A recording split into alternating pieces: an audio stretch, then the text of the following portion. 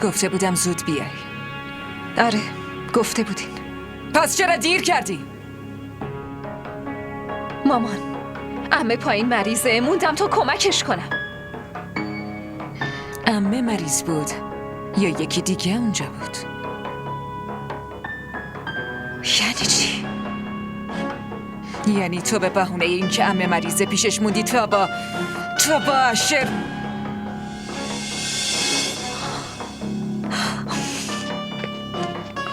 چیه؟ کجا میخوای منو ببری؟ باید با من بیاین پایین. رباب گفتم بیاین.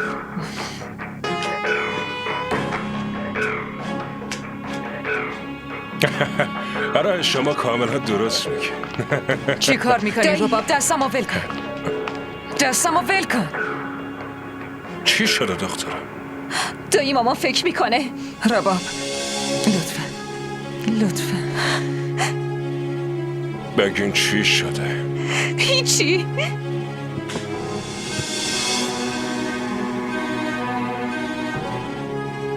زهرا چی شده؟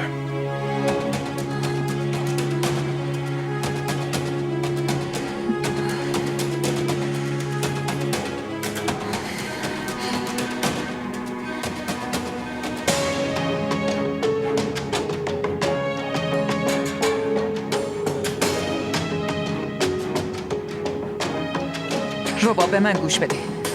دارم حرف میزنم، به من گوش کن. وایسا، من نباید باید اینطوری حرف میزدم. به من گوش بده.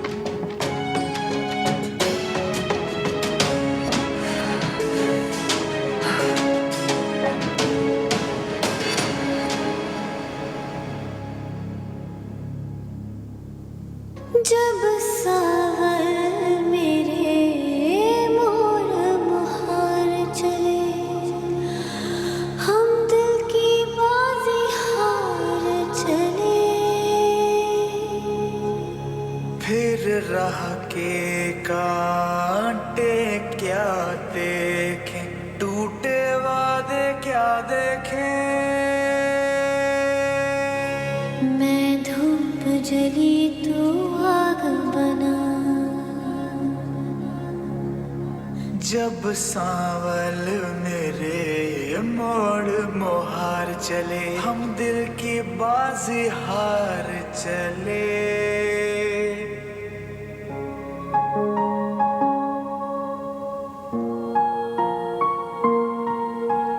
सजना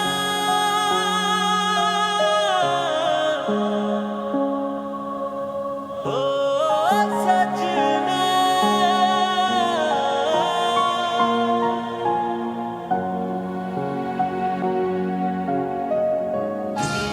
यार दिला तेरी समझ न आवे इश्क दुहाइयां बनाए जिस लाया तैनू लोग शकदा मुड़ ओसे बन जाना تو با آبجی رئیس حرف بزن. چه حرفی؟ این که به رباب بفهمونه. چیو بفهمونه؟ این که طبقه پایین نره و دوباره دانشگاه رفتن رو شروع کنه و با اشر حرف نزنه. به نظرتون حرف آبجی رئیس رو قبول میکنه؟ به خصوص این که بخواد طبقه پایینم نره؟ حالا فرض کنیم که اون قبول کرد، ولی چه تضمینی وجود داره رباب اصلا نفهمه که این درخواست آبجی رئیسه در اصل درخواست تو بوده؟ دانشگاه رو ول کرده نشسته تو خونه. اشرم اغلب تو خونه است. چرا ما باید دخترمون رو به کسی بسپاریم که ازدواج کرده و متأهله؟ کسی که زنشون رو ول کرده و رفته خونه باباش. من واقعا نگرانم اشفاق. دختر ما عاقله. تو نباید به تربیت خودت شک داشته باشی. بذار زندگی رو بفهمه. اینکه چی درسته رو خودش باید یاد بگیره. تو فقط با آبجی رئیس حرف بزن. اگه نمیتونی هم بهم بگو. من خودم راه حلش رو پیدا میکنم. چی کار میکنی؟ دست دخترم رو میگیرم و میرم یه جای دیگه. نیازی به این کار نیست. من با آبجی رئیس حرف میزنم.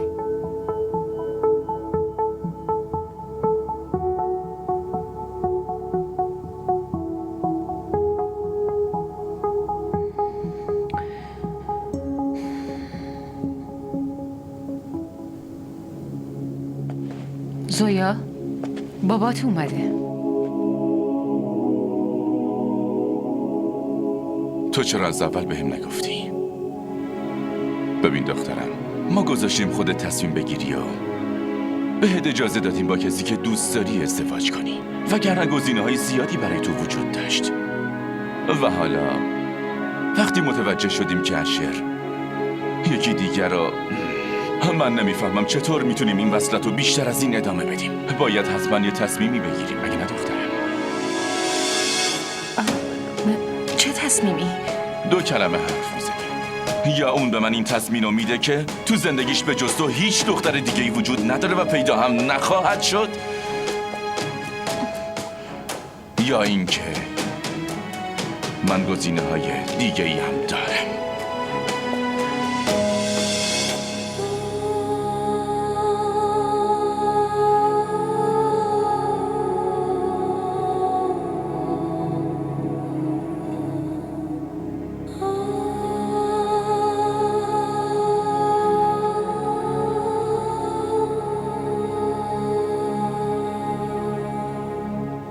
اگه تو هم چیزی نمیگفتی من خودم میخواستم باهات حرف بزنم.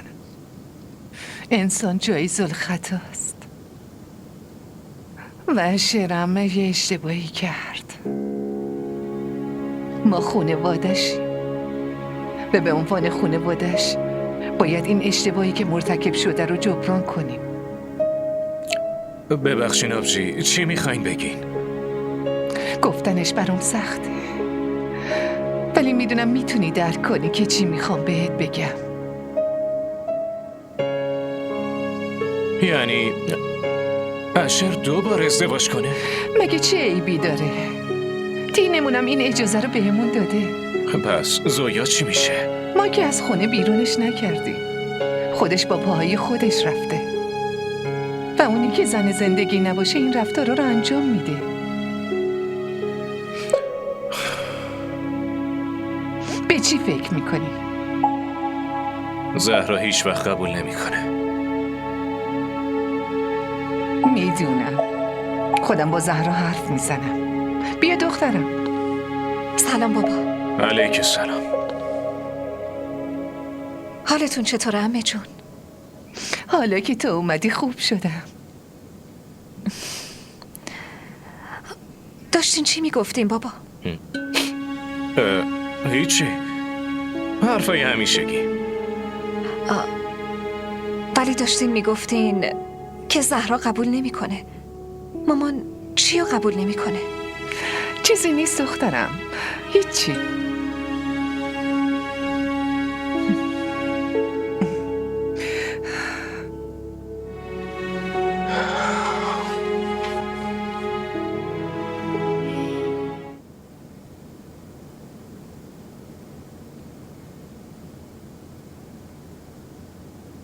رباب کجاست؟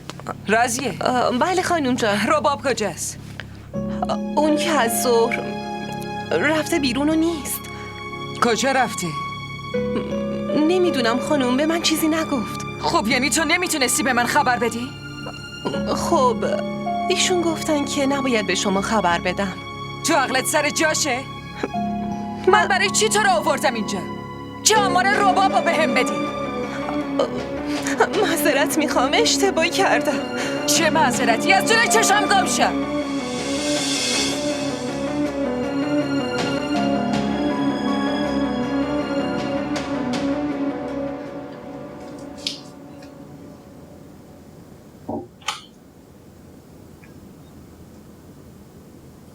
رباب؟ زهرا؟ آبجی رئیس رباب کجاست؟ بالا نیست؟ بالا نیست. برای همین اومدم پایین بپرسم. از ظهر تو خونه پیداش نیست. کجا رفته؟ اشر کجاست؟ اشر؟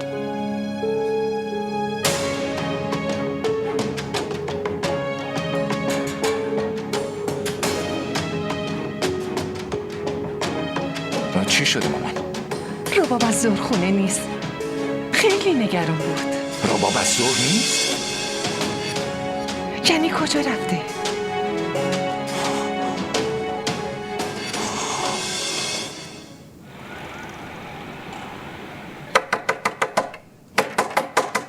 یه لحظه. کیه؟ زهرا؟ رباب کجاست؟ نمیفهمم یعنی چی رباب کجاست؟ من خیلی خوب میدونم که تو اونو اینجا پنهونش کردی. به هم بگو رباب کجاست؟ اینجا نیست. واقعا؟ یعنی اشفاق به تو هم دروغ گفتن یاد داده؟ صداش بزن. اشفاقم خونه نیست. به هم دروغ نگو. شما دوتا میخواین دختر منو ازم بگیرین. مطمئن باشین که نمیذارم. برو اون ور ببینم. رباب کجا پنهونش کردین؟ رباب کجاست؟ اون که یه بچه شیرخوار نیست که ما بتونیم پنهونش کنیم. اصلا چرا باید پنهونش کنیم؟ ببین اگه اون گم شده خب بهتره که با دوستاش تماس بگیری. به پلیس خبر بده. من اینجا نیومدم تا ازت مشورت بخوام. تو زندگی منو به هم ریختی و من ساکت موندم. من؟ ولی اگه بخوای تلاش کنی دخترمو ازم بدزدی اون روی دیگه منو میبینی.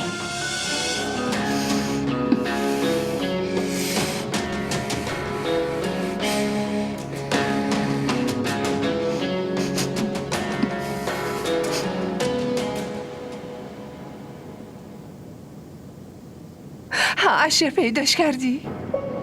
نه هنوز دارم دنبالش میگردم. مطمئنی تو خونه قایم نشده؟ نه خیلی صداش کردیم. اگه می بود جواب میداد. پسرم زود پاش پیداش کن و بیارش.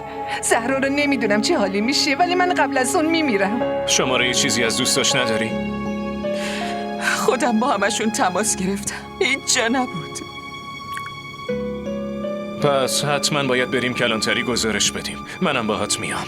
نه من نمیخوام پای پلیس بیاد وسط. اگه میخواستم که خیلی وقت پیش میرفتم. من نمیخوام دخترم با این چیزا روبرو بشه. من میدونم که ازم ناراحته. حتما یه جای قایم شده. تو بچگیشم همین کارو میکرد. هر وقت ناراحت میشد بی سر و صدا پشت یه در قایم میشد. حالم که بزرگ شده از خونه رفته بیرون.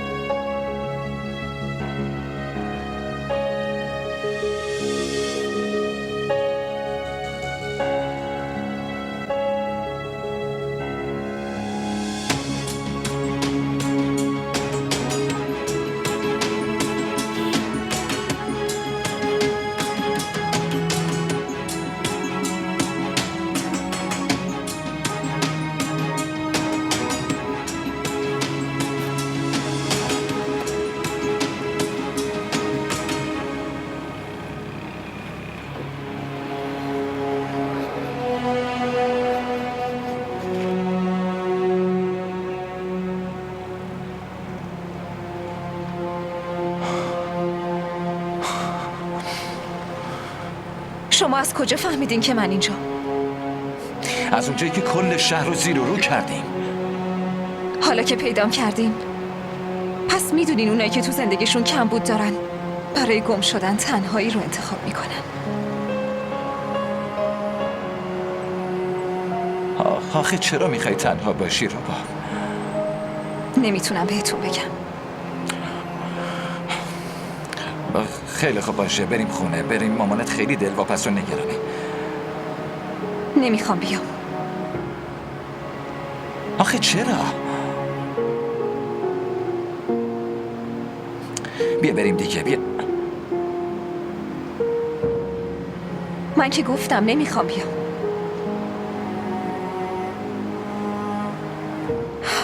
شما چرا متوجه نمیشین؟ آخه بگه چی شده رباب؟ نمیتونم بگم. حالا بهتره برین. मैं धूप जली तो وگرنه یه جوری خودم رو گم و گور میکنم که دیگه هیچ وقت نتونیم پیدام کنین. बस दर्द में डूबा राग बना मेरा कांच का सपना यूं टूटा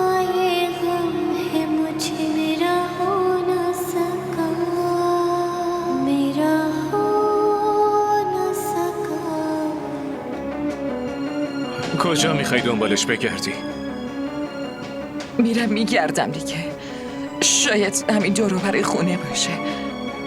شاید بتونم پیداش کنم. خب منم باز میام. نه، از بچگیش تا الان هر وقت ناراحت شده بوده خودم منتشو کشیدم. امروزم خودم انجامش میدم. لجبازی نکن زهرا.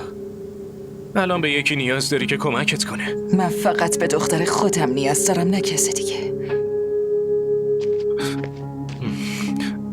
زهرا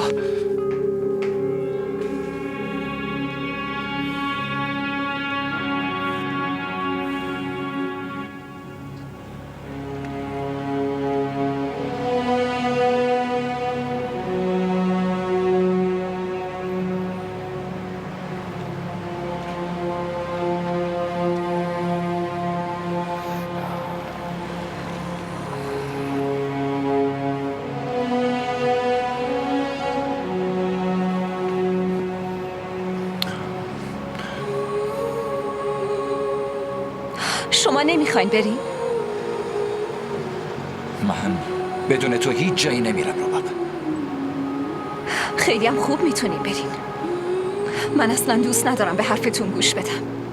خونه هم نمیام. خیلی خوب باشه نیا، ولی حداقل دلیل نیومدنت هم به هم بگو دیگه. میخوای بدونی که چی بشه؟ با دونستنش میتونم مشکل تو حل کنم رباب. همون مشکلی که به خاطرش از خونه زدی بیرون. من خودم یه مشکلم و برای خودم مشکل درست میکنم.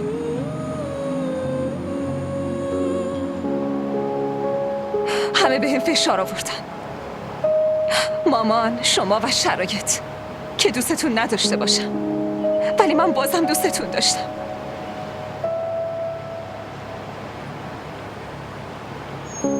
به حرف کسی گوش ندادم. الان نتیجه‌شو دیدی؟ من شدم دلیل نگرانی همتون. اما دیگه اینو نمیخوام. برای همین زدم بیرون. آخه تو چی فکر میکنی؟ اینکه با ترک کردن خونه کسی نگرانت نمیشه؟ این نگرانی از اون نگرانی کمتره. وقتی مامان متوجه بشه من چی کار کردم خیلی ناراحت میشه.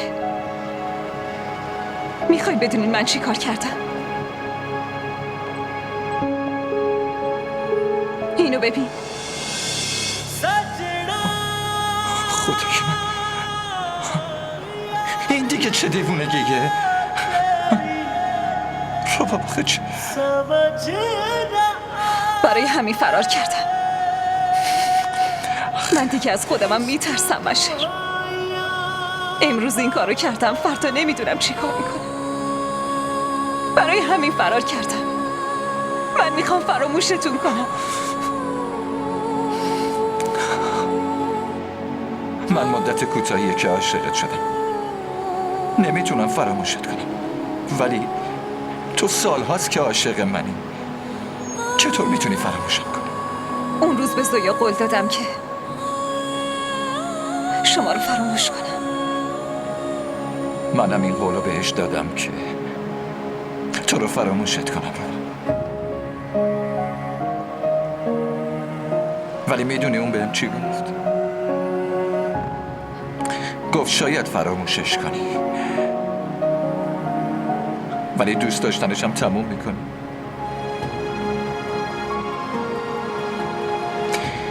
راستشو بخوای رباب، برای این سوال من هیچ جوابی نداشتم. اگه یه چیزی بگم قبول میکنی؟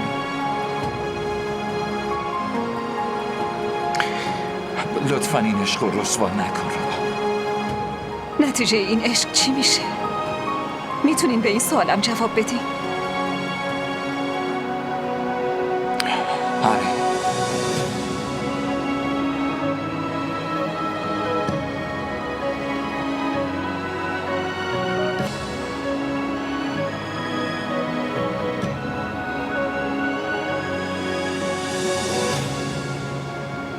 من باهات ازدواج میکنم.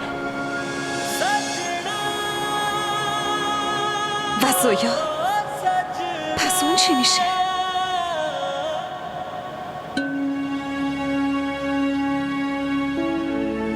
ما را در شبکه‌های اجتماعی دنبال کنید.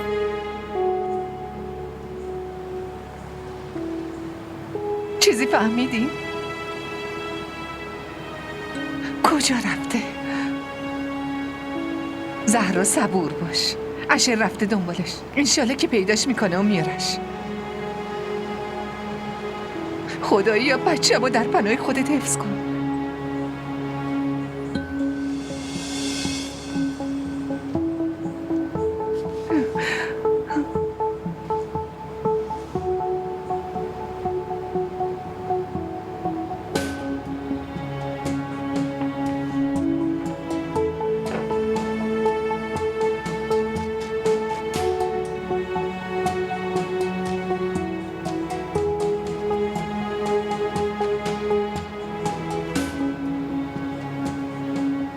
تو میدونستی که کجا رفته؟ نه. خب پس چطوری پیداش کردی؟ کجا رفته بوده که من ازش بیخبر بودم؟ من مادرشم. مامان، الان اصلا با من حرف نزن.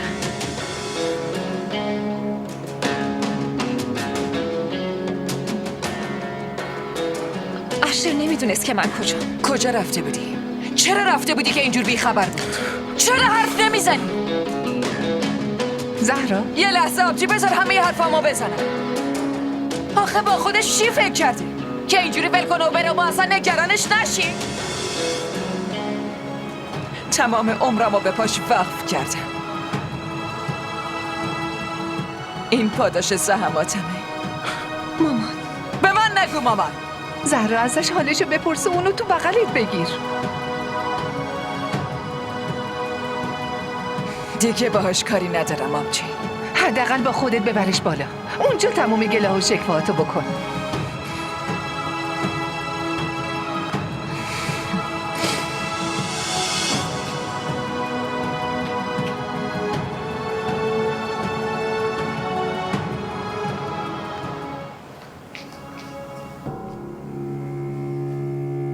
چرا اینجوری نگاه میکنین؟ چشمات یه جوری به نظر میرسن که انگار یه اتفاقی برات افتاده. میدونین چی شد؟ اشر به هم قول داده که با هم ازدواج میکنه. چی؟ لطفاً مامان واکنش نشون ندین. چرا فراموش میکنی که اون ازدواج کرده؟ فراموش نکردم، یادم هست.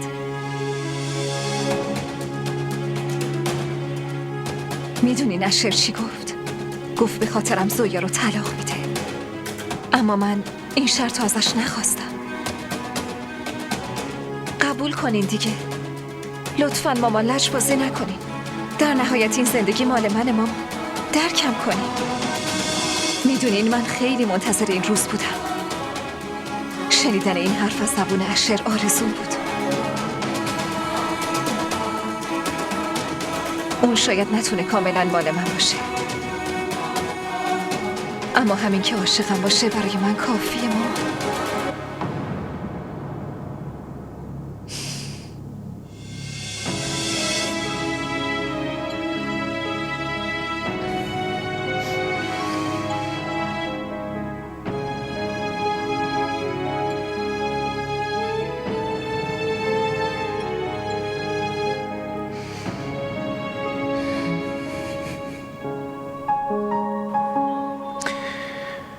من باهات ازدواج میکنم.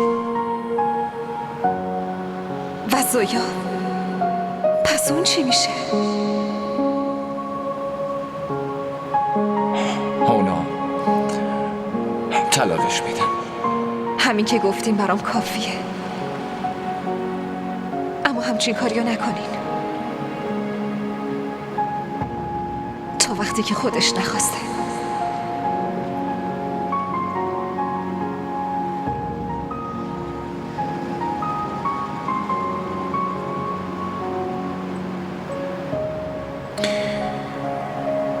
خب دیگه بریم. همه خیلی نگرانن. بهتره بریم خونه.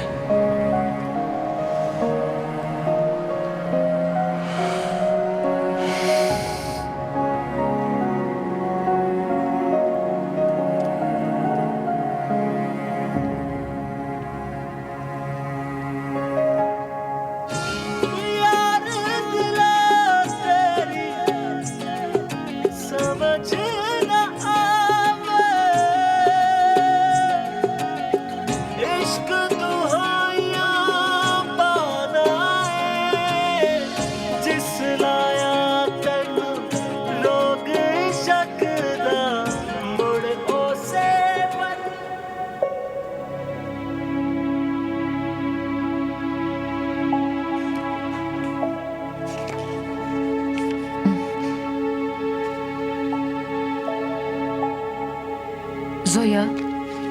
بله مامان. این برگه ها رو بگیر و امضاش کن. برگه ها؟ این برگه ها برای چیه؟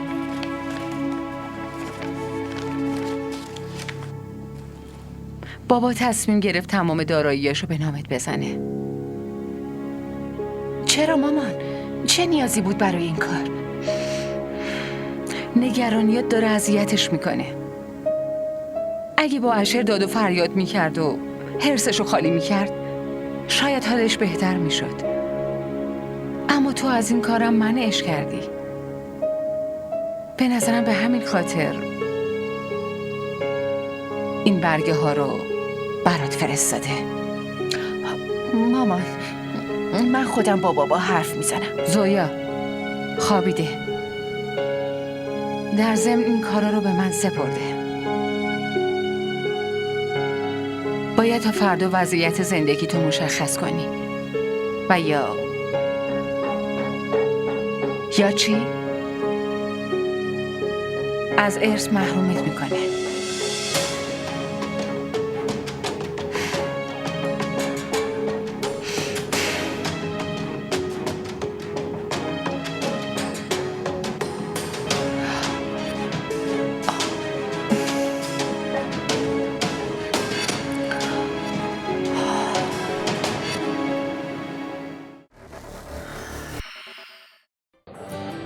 بگو ببینم خوشگله. دونی وقتی آدم عاشق یکی میشه دیگه نمیپرسه که چقدر خوشگل. شاید اون از همه خوشگل‌تر باشه. این عشق عزیز دلم آب نیست که هر وقت تشنت شد بگی یه لیوان آب بده. برای آب باید هزینه‌شو داد، به همون قیمتی که تشنه‌های کربلا پرداخت کردن.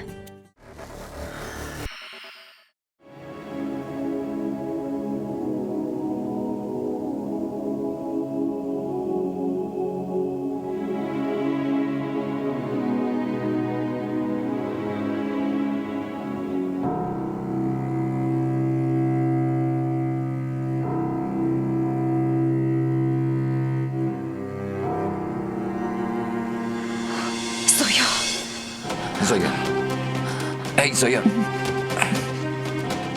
لطفاً زویا خواهش میکنم آروم باش، آروم باش. ببین باید با هم حرف بزنیم، میشینیم راجبش صحبت میکنیم. باشه زویا لطفاً شلیک نکن، خواهش میکنم. زویا لطفاً بذارش زمین.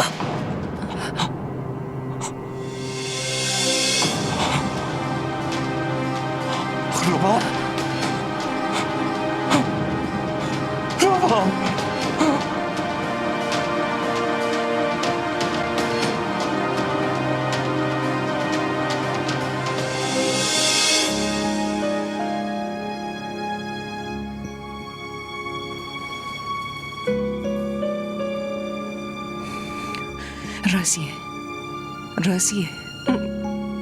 راضیه. بله خانم جان. گوش کن، یه کار مهم دارم باید انجام بدی. چی شده؟ بهت میگم چی کار کنی. تو باید بری پایین و یه نقشی بازی کنی. اشر رو تو دامت بنداز. اشر رو یه جوری بدنام کن که روبابونا برای همیشه فراموشش کنه. و حالا میخوام بگم که چی بگه، خوب گوش کن. هرچی که بهت میگم درست باید همونا رو بگی. تو میگی که خانم به هم مرخصی داده و میخواستم برم خونم. از راه پله ها پایین رفتم. وقتی سمت در رسیدم یهویی آقا اشر جلوی منو گرفتن. ایشون گفتن یه کاری باید انجام بدن. پرسیدم چه کاری هست؟ گفتن میخوان مامانو ببرن حمام. حالشون اصلا خوب نیست. میخوام بهشون کمک کنی چون زن دیگه ای تو خونه نیست. خب منم حرفش رو قبول کردم. دنبالش را افتادی، ولی آقا اشر به جای اینکه برن به اتاق رئیس خانم رفتن سمت اتاق خودشون. فهمیدی چی گفتم؟ و بعدم بگو که من ازشون پرسیدم که اینجا اتاق رئیس خانم نیست، شما منو کجا میبری؟ اما ایشون به دروغ گفتن که رئیس خانم تو اتاق خودشون هستن، بیام داخل. و من حرفشو باور کردم و رفتم داخل اتاق. آقا اشر از پشت سرم اومد. در اتاقم محکم بستن. فهمیدی چی بهت بگی؟ یه بار بگو.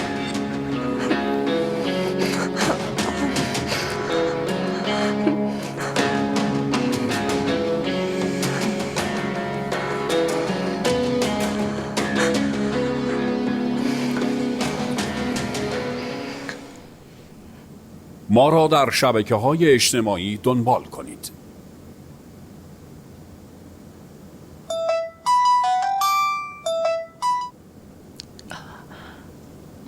الو زویا، چرا تو با اشر حرف نمیزنی؟ چه حرفی بزنم؟ با حرف زدن راه حل مشکل پیدا میشه. دیگه چه حرفی مونده که باش بزنم؟ با حرف نزدن سوء تفاهم‌ها بیشتر میشن، نه اینکه کمتر.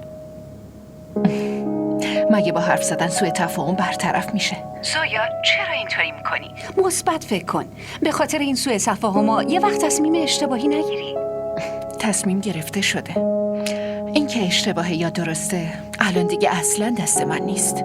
چی؟ چه تصمیمی گرفتی؟ همین الان خودت گفتی مثبت باش. پس فکر کن من با مثبت اندیشی تصمیممو گرفتم. شاید به جای سوء تفاهم به وجود آوردن قضیه رو تموم کنم. از اینکه انقدر مطمئن حرف میزنی میترسم زویا.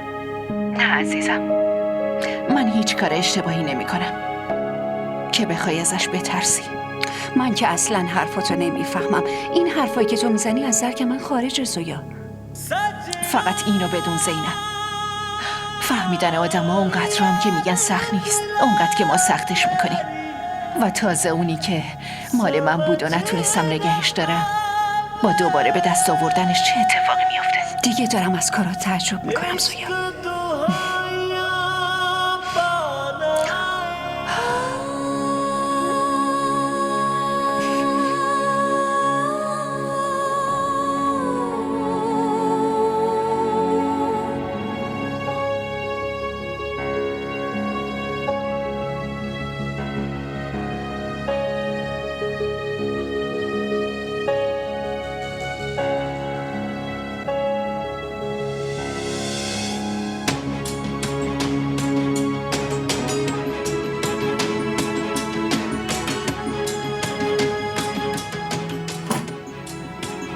ببینم چی کار میکنی؟ چی شده؟ چرا درم میبندی؟ چه خبر شده؟ چی کار میکنی؟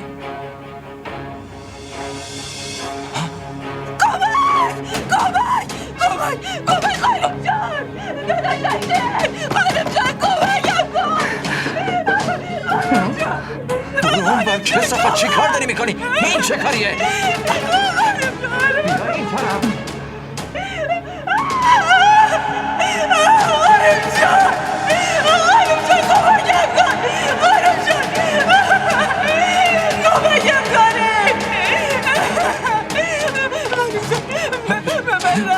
مامان داره این دروغ میگه. اینجا چه خبرشه؟ مامان اونجوری که فکر میکنی نیست، این داره دروغ میگه. قسم میخورم این خودش. میبینید خانم جان چیکار کرد؟ آیشر چیکار کردی؟ زنگ دایی، این داره دروغ میگه. قسم میخورم من کاری نکردم. ببینید بابا چیکار کرده؟ مامان من کاری نکردم.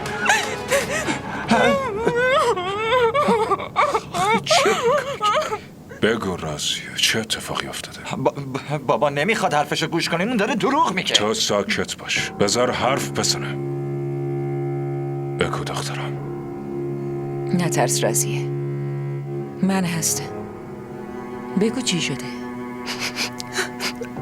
سر صبحی مامانم زنگ زد بهم که حالش خوب نیست. بعد من داشتم تمیزکاری میکردم که رسیدم به اتاق آقا اشر. بعدش ایشون ازم خواستن یه کاری براشون انجام بدم. گفتن برم تو اتاقش. واقعیت نیست، داره دروغ میگه، داره چرت و پرت میگه پدر. من دروغ نمیگم، حاضرم قسم بخورم. بگی نبجی رئیسه، چه جوابی داری؟ سجاد شما یه چیزی بگو. هرچی تو بگی. بریم رازیه. تصمیم تو بگو بعد برم.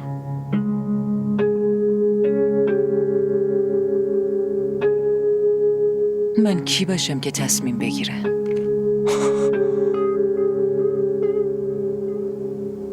هرچی که خودتون صلاح میدونین همونو انجام بدین.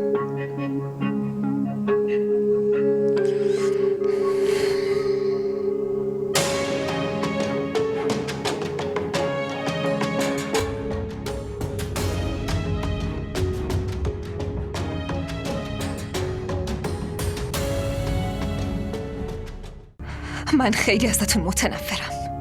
متنفر. در رباب خواهش میکنم حداقل تو یکی به من اعتماد داشته باش. بگو من میتونم همچین کاری بکنم. آخه کاش هیچ وقت با چشمای خودم نمیدیدم. کاش اشر. رباب خواهش میکنم، قبلا بهت گفتم یکی این وسط دشمن عشقمونه. رباب اون نامه ها رو فراموش کردی؟ فراموش کردم، همه چی رو فراموش کردم. شما، عشق به شما، اون نامه ها، همه چی رو. حتی میخوام این حس تنفر رو هم فراموش کنم، چون تنفرم یه نوع حس دیگه، مگه نه؟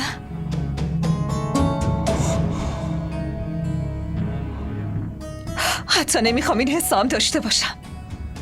زودتر از اینجا بریم لطفاً. ببین رباب من نمیخوام کسی منو با شما ببینه.